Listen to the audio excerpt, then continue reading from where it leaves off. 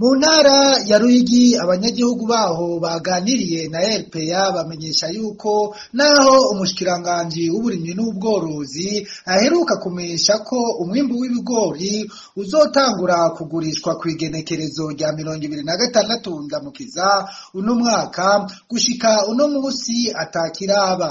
Abo banyagihugu basigura ko abanyagihugu batavyitavye bivanye nuko baba babona kubijana ahakorera Anagesa ari uguhomba narirya babitanga ariko bakabwirwa kurindira amafaranga y'umwimbu baba bagurishije. Ibigori agenda kirikwayo aho babigurira nta n'ikiro rirenga bahitamwo kugurisha 1,400 ku kiro babishiye muri Tanzania.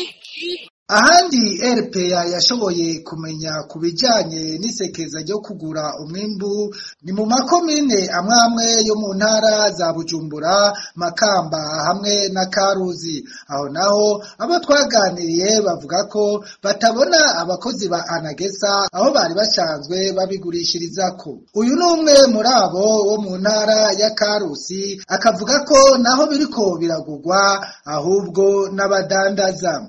Wapi ni ugorogwa n'amahangare ni mu Kindobwe nabita mu Kindobwe badandariza impene ariko kweri nta gishasha bisanzwe abadandaza nibo bariko barabigura mu modoka yaza kubipakira.